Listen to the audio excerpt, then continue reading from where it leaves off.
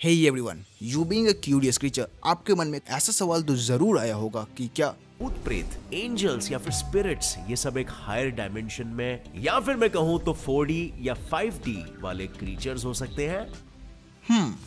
सोचने में काफी इंट्रिगिंग है, बट क्या ऐसा हो सकता है? इस सवाल के जवाब को जानने के लिए आप अपने दिमाग का यूज करते हो और कुछ आर्गुमेंट्स को कुकअप करते हो। इन आर्गुमेंट्स को आज इस वीडियो में हम देखेंगे और ये समझने की कोशिश करेंगे कि क्या घोस्ट हायर डायमेंशनल बीइंग हो सकते हैं। और इस सवाल के जवाब को सही तरह से समझने के लिए इस वीडियो को एंड तक देख लेना, जिससे आपको आई प्रॉमिस बहुत कुछ सीखने मिलने वाला है। So without wasting any time let us get on. Higher dimension का कॉन्सेप्ट काफी इंट्रिगिंग है।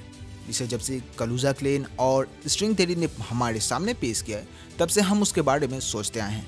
ऐसे में भूत प्रेत, घोस्ट, एंजल और गॉड के बारे में as a higher dimensional being की तरह इमेजिन करना एक ह्यूमन एलिमेंट है।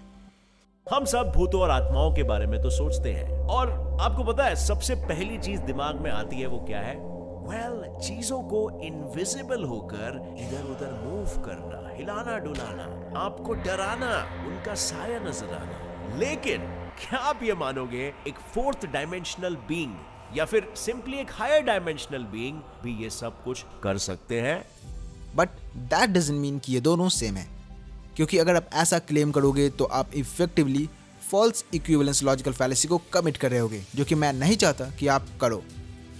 अपार्ट फ्रॉम दैट, हम 4 डायमेंशनल क्रीचर है और इसकी वजह से हम हायर डायमेंशन को विजुअली इमेजिन नहीं कर सकते, और इस वजह से ह्यूमन ब्रेन 4D ऑब्जेक्ट्स को इंटरप्रेट नहीं कर पाता है। बट अभी ये इतना बड़ा डिसएडवांटेज है, तो बात ये आती है कि मैं आपको कैसे समझाऊंगा इसके बारे में। क्या करूं, चलो 2D ऑर्गेनिज्म की मदद से ही समझाता हूं।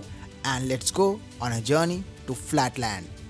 इमेजिन कीजिए ये एक 2D क्रीचर है जो सिर्फ X एंड Y एक्सिस में ही देख सकता है, या फिर घूम फिर सकता है, मूव कर सकता है, पर वो अपने तरह डेप्थ यानी कि Z एक्सिस में नहीं देख सकता। उस क्रीचर के सामने एक स्क्वायर बॉक्स रखा हुआ है। जब उसने इस बॉक्स को खोलकर देखा तो उसे पता चला कि यार ये तो खाली है। तो उसने बॉक्स को वापस बंद कर दिया और निकल ही रहा था, तब मैंने उस एम्प्टी बॉक्स के अंदर एक 2D ऑब्जेक्ट रख दिया और बॉक्स को मैं हिलाने लगा। बॉक्स से आती हुई आवाज से वो 2D बीइंग चौंक गया और बॉक्स की तरफ घबराते हुए बढ़ने लगा।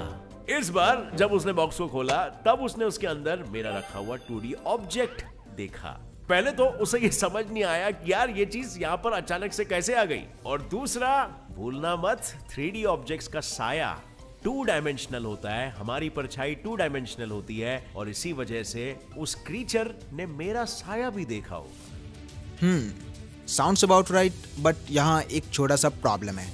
अगर हम स्ट्रिंग थ्योरी की मदद से इस चीज़ को समझने की कोशिश करते हैं, तो आपको पता चलेगा कि सिर्फ ग्रेविटॉन से हायर डायमेंशन में जा सकता है। इस वजह से हायर डायमेंशनल बीइंग जो कि एक्चुअली हायर डायमेंशन में रहता है, वो किसी भी तरह से शैडो कास्ट नहीं कर सकता। रीजन बीइंग, शैडो का फॉर्मेशन सिर्फ इस वजह से होता है क्योंकि लाइट के पाथ में कोई ऑब्जेक्ट ऑब्स्टिकल की तरह खड़ा हो जाता है। बट क्योंकि लाइट हायर डायमेंशन में मूव नहीं कर सकता, उसका पाथ हायर डायमेंशन में भी ब्लॉक नहीं होने वाला। इस वजह से क्योंकि कोई पाथ ब्लॉक हुआ ही नहीं है, शैडो का फॉर्मेशन नहीं हो सकता, और इस वजह से आप ये लॉजिक या इस पॉसिबिलिटी को कंसिडर नहीं कर पाओगे कि 4D या 5D बीइंग हमारे साथ मजाक करने आ जाए, जहां आपको कुछ हिलते डुलते हुए दिख जाए या किसी का साया दिख जाए, क्योंकि उनके साये की मूवमेंट तो 3D में होगी और इसीलिए आप उसे एज अ भूत परसीव करोगे।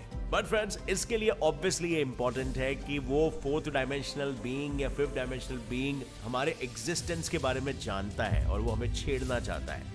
यहाँ एक और प्रॉब्लम है, क्योंकि जैसा हमने जस्ट बताया, सिर्फ ग्रेविटॉन से हाई डायमेंशन में मूव कर सकते हैं। इस वजह से हाई डायमेंशनल क्रीचर सिर्फ ग्रेविटॉन से बना होगा, वो किसी भी तरह से फर्मियोनिक मैटर से नहीं बन सकता।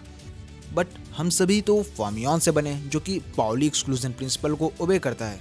ग्रेविटॉन्स एक बोसॉन है जो कि स्पिन 2 पार्टिकल है।